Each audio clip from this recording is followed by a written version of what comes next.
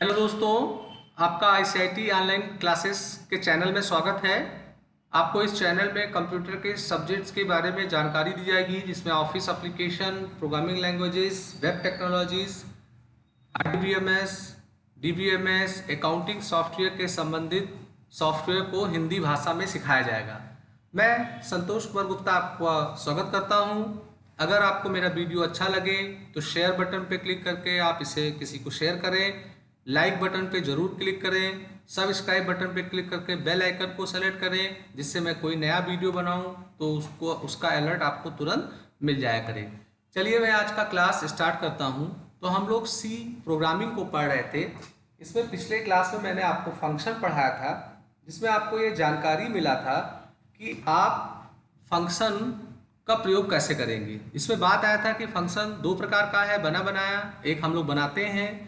तो कल हम लोगों ने कुछ फंक्शन बनाए थे, पर कल ज़्यादा फायदा हमें नहीं नज़र आया था, क्योंकि कल खुद ही फंक्शन को एक ही प्रोग्राम में बना रहे थे, उसी में ही यूज कर रहे थे। आज हम लोग सीखेंगे कि कोई अगर एक लॉजिक है, प्रॉब्लम है जो बार बार जनरेट हो रहा है, तो उसकी प्रोग्रामिंग करके एक अलग हेडर फाइल में हम रख दें, जिससे जहाँ भी जरूरत पड़े तो उसकी कोडिंग हमें ना लिखनी पड़े, केवल हम हेडर फाइल के जरिए उस फंक्शन को यूज कर लें। तो वो कैसे किया जाएगा वो आपको सिखाया जाएगा। तो चलिए आज हम लोग चलते हैं टर्बो सी में और आज के क्लास को स्टार्ट करते हैं। तो आज मैंने आपके लिए एक प्रोग्राम फिर से प्रैक्टिस के लिए बनाया है। दो इंटीजर में मैक्सिमम और मिनिमम को फंक्शन के माध्यम से पता करना। तो यहाँ मैंने एक मैक्स नाम का फंक्शन बनाया है। ये रिटर्न टाइप का होगा, इसके दो आर्गुमेंट हैं, पैरामीटर हैं। ऐसे ही मिन नाम का फंक्शन है। इसका मतलब मैक्स नाम के फंक्शन को जब भी आप कॉल करोगे तो दो इंटीजर वैल्यू भेजोगे, ऐसे मिन को कॉल करोगे तो दो इंटीजर भेजोगे, और ये इंटीजर टाइप की वैल्यू को रिटर्न करेगा। मैंने यहाँ पे दो वैल्यू को इनपुट कराया हुआ है और मैक्स और मिन नाम के फंक्शन को कॉल किया है। तो ये मैक्स वाले फंक्शन में जाएगा, चूंकि वो रिटर्न टाइप का है तो उसकी वैल्यू एम ए में लौट के आएगी। मिन नाम के फंक्शन में आएगा, उसकी वैल्यू रिटर्न होके आएगी, एम आई में प्रिंट होगी। और उन्हीं दोनों को मैंने यहाँ पर प्रिंट कराने का काम किया है। अब यहाँ पे फंक्शन की प्रोग्रामिंग हमें करनी होगी, तो मैक्स वाले और मिन में मैंने टर्नरी ऑपरेटर का यूज किया है। अगर x की वैल्यू y से बड़ी है तो x को रिटर्न करे, अन्यथा y को। ऐसे अगर x की वैल्यू y से छोटी है तो x को रिटर्न करे, अन्यथा y को। तो यहाँ एक ही लाइन में टर्नरी के जरिए हमने x और y में किसे रिटर्न होना है उसके लिए कंडीशन लगा के यूज किया है। आप चाहें तो यहाँ टर्नरी ऑपरेटर के बजाय आप इफ स्टेटमेंट का भी प्रयोग करके इस प्रोग्राम को आप बना सकते हैं। इस प्रोग्राम को रन करके देखते हैं। तो जैसे मैंने यहाँ पे दो वैल्यू इनपुट किया तो बता दे रहा है कि कौन इसमें मैक्सिमम है, कौन मिनिमम है। अगर आप प्लान कर रहे हैं कि हम इफ के जरिए इस प्रोग्राम को बनाएंगे तो आपको यहाँ इफ लिखना होता है। एक्स की वैल्यू अगर वाई से बड़ी है तो आप रिटर्न कराएंगे यहाँ पर एक्स को, और अगर ऐसा नहीं होता है तो आप रिटर्न कराएंगे y को। और अब इस लाइन की जरूरत नहीं है तो इसको मैं हटा देता हूं, या यहाँ कमेंट के लिए दो ये निशान लगा देता हूं। तो काम ये वैसे ही करेगा जैसे आपका टर्नरी कर रहा था, बस हमने यहाँ इफ स्टेटमेंट का प्रयोग कर लिया। तो वो आपके ऊपर है कि आप इफ के माध्यम से प्रोग्राम बनाना चाहते हो या आप टर्नरी के माध्यम से प्रोग्राम बनाना चाहते हो। तो ये एक एग्जाम्पल प्रोग्राम था कि फंक्शन के माध्यम से हम लोग कैसे किसी समस्या को सॉल्व करें। ऐसे ही मैंने एक प्रोग्राम और बना रखा है प्राइम नंबर का। तो मैं चाहता हूं कि मैं प्राइम नंबर समस्या को सॉल्व करूं, इसके लिए फंक्शन का सहयोग लूं। तो हम कोई एक वैल्यू इनपुट करेंगे और उस वैल्यू का हमारा कंप्यूटर निर्णय लेगा कि ये प्राइम है कि नहीं। तो यहाँ मैंने एक फंक्शन को डिक्लेयर किया है प्राइम करके, इसके आगे वैड लिखा है। इसका मतलब वैल्यू को रिटर्न नहीं करेगा। एक समय में चूंकि एक ही नंबर को जांचेगा कि प्राइम है कि नहीं, इसलिए यहाँ पे एक इंटीजर लिखा गया, वैल्यू को यहाँ इनपुट किया गया, प्राइम नाम के फंक्शन को भेज दिया गया। तो ये क्या करेगा, प्राइम नाम के फंक्शन में आएगा। प्राइम की जो लॉजिक होती है उस लॉजिक को पूरा आपको लिखना पड़ेगा। तो प्राइम की लॉजिक यही होती है कि कोई भी नंबर अगर खुद से डिविजिबल है तो प्राइम होगा। तो उस नंबर को जांचने के लिए 2 से लेके उससे एक कम तक के नंबरों से हमें डिवीजन करके देखना होता है। और जो फ्लैग का कॉन्सेप्ट मैंने आपको पीछे बताया था, उस कॉन्सेप्ट का यूज करके मैंने यहाँ पे प्राइम का पूरा प्रोग्राम फंक्शन के अंतर्गत लिखा हुआ है। तो अभी क्या होगा, इस प्रोग्राम को आप रन करिए। रन करने पे आप कोई वैल्यू दोगे 6 नॉट प्राइम, एक कोई प्राइम नंबर भी ले लेते हैं जैसे 19 आपका प्राइम है। तो इस तरीके से आप किसी भी समस्या को फंक्शन के माध्यम से तब्दील करके देख सकते हैं। अब चलिए हम लोग ये जाने कि आखिर फंक्शन ये मैं बना रहा हूँ इसका मुझे फायदा क्या हो रहा है। अभी क्या हो रहा है कि मैं इसी प्रोग्राम में फंक्शन को लिख रहा हूँ, इसी में यूज कर रहा हूँ, तो प्रोग्राम हमारा कॉम्प्लिकेटेड हो जा रहा है। ऐसा कोई सुविधा मिले कि इस फंक्शन की कोडिंग में किसी अलग प्रोग्राम में लिख दूं और जहां भी इसकी जरूरत हो हम इसे कॉल कर लें। तो ध्यान दीजिए, मेरी आवश्यकता है, कोई एक समस्या ले लेते हैं, चलिए प्राइम को ही ले लेते हैं। मेरी आवश्यकता है कि प्राइम नंबर एक ऐसा समस्या है जो अक्सर हमारे सामने आता है, तो क्यों ना हम इसका एक फंक्शन बना के एक प्रोग्राम में सेव कर दें और जब इसकी ज़रूरत हो तो हम इसे किसी अनदर प्रोग्राम में यूज कर लें, तो इसका हमें फ़ायदा आएगा।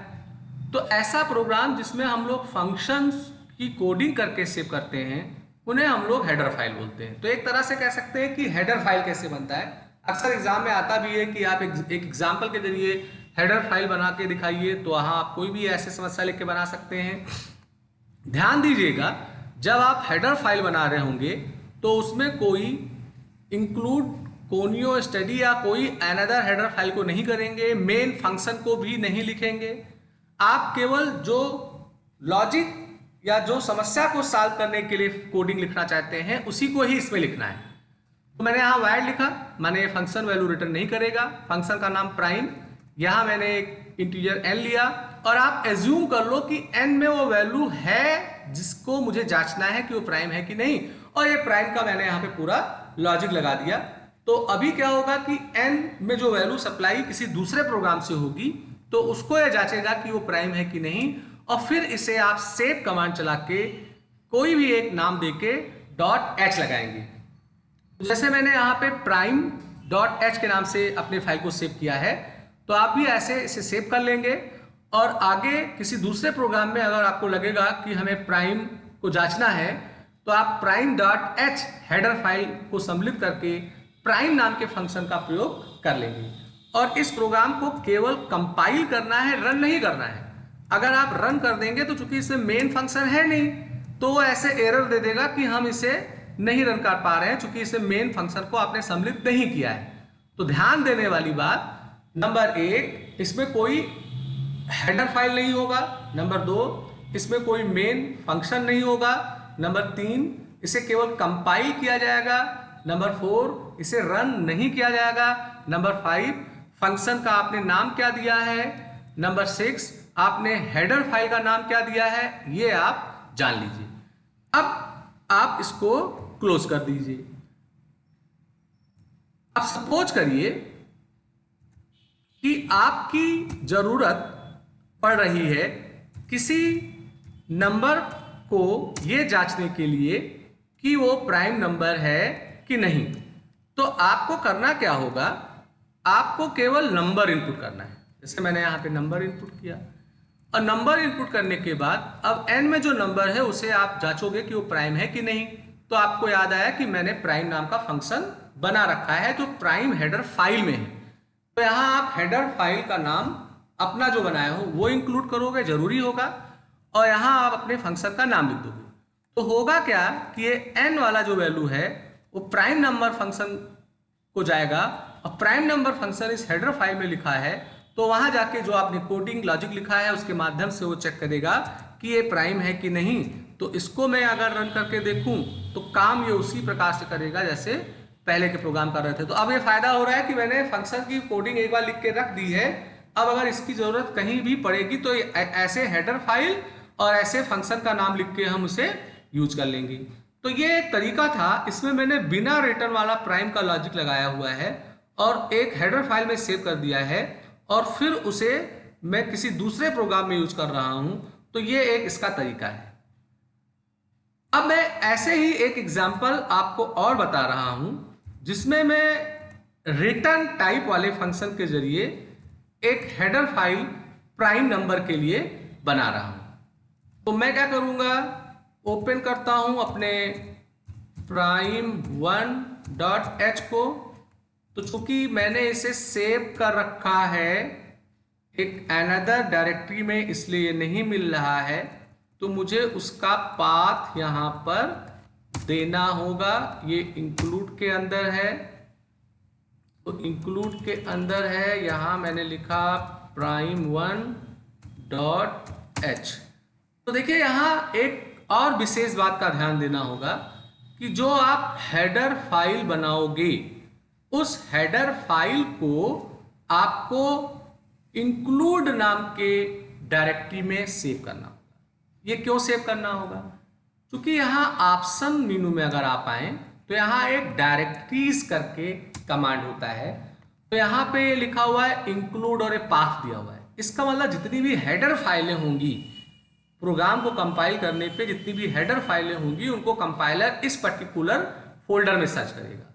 आपकी लाइब्रेरी की फाइलें जो होंगी यहाँ होंगी, आप जो सोर्स कोड लिखते हो सीपीपी वाले यहाँ होंगे, तो ये उसका पाथ है। तो चूंकि यहाँ इंक्लूड लिखा हुआ है, आप चाहो तो यहाँ इंक्लूड हटा के ये सोर्स ही लिख दो, तो आप जहाँ सोर्स सेव कर रहे हो वहीं हेडर फाइल सेव कर सकते हो, आपके ऊपर है। पर चूंकि ये बाय डिफॉल्ट सेट होता है इसलिए मैंने इसकी छेड़खानी नहीं करी हुई है। तो यहाँ मैंने देखिए एक प्रोग्राम बनाया है रिटर्न टाइप वाला। रिटर्न टाइप का प्रोग्राम मैंने क्यों बनाया दोस्तों, मैं अभी उसे इंप्लीमेंट करूंगा। तो यहाँ मैंने इंट लिख दिया है, फंक्शन का नाम यहाँ मैंने प्राइम आर कर दिया है, एक जानकारी के लिए कि रिटर्न टाइप का है, बाकी लॉजिक वही लगा हुआ है। अब यहाँ मैं कोई प्रिंट नहीं करा रहा हूँ।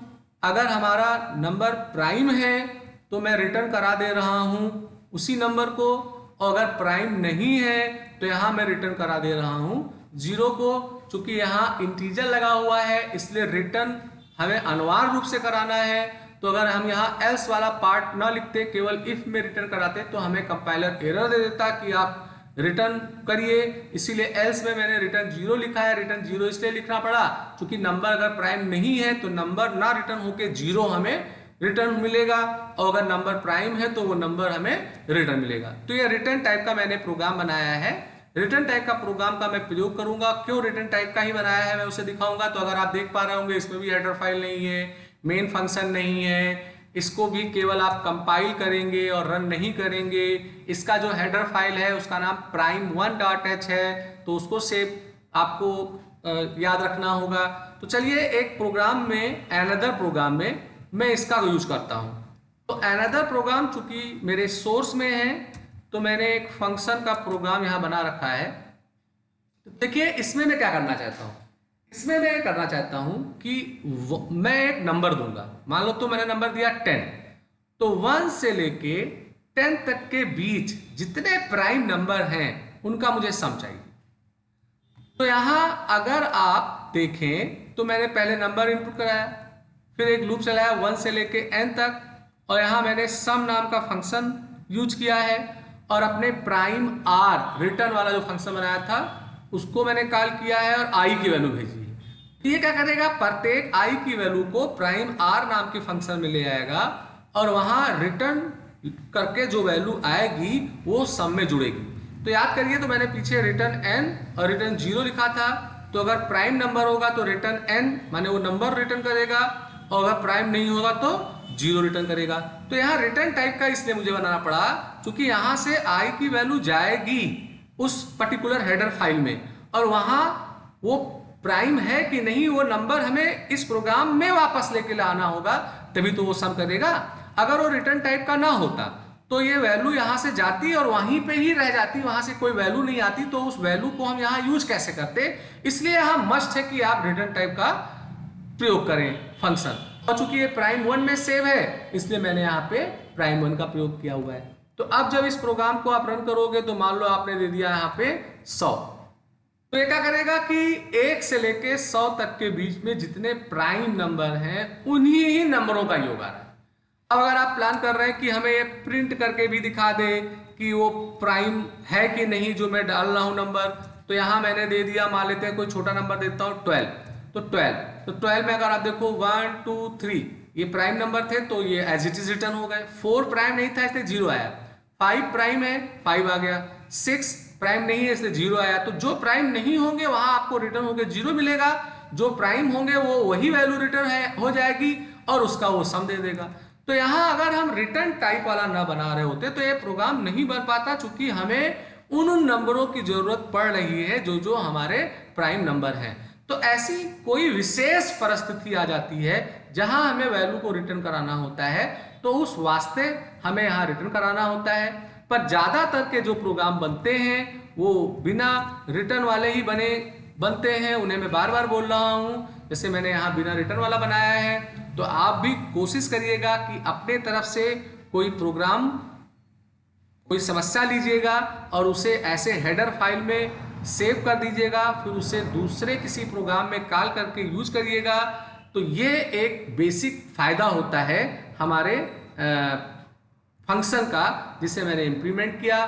तो मैंने काफ़ी प्रयास किया आपको समझाने के लिए। थोड़ी हालांकि असुविधा वहाँ आपको हुई होगी जहाँ मैंने फंक्शन को अलग प्रोग्राम में रखा है, यूज किसी अलग प्रोग्राम में कर रहा हूँ। तो थोड़ा ये ऑफलाइन लेक्चर तो है नहीं कि आपने लेक्चर सुना और थोड़ा कंफ्यूज हो गए कि क्या हो रहा है। तो आप वीडियो को बैक करके थोड़ा 2-4 बार इस चीज़ को देखोगे, सुनोगे, तो लॉजिक आपकी क्लियर हो जाएगी। तो दोस्तों, ये एक टॉपिक था फंक्शन का जिसे मैंने इम्प्लीमेंट किया है। अगर आपको मेरा वीडियो पसंद आएगा तो आप इसे ज़रूर लाइक करिए। आज का क्लास यहीं पे समाप्त होता है। Thank you.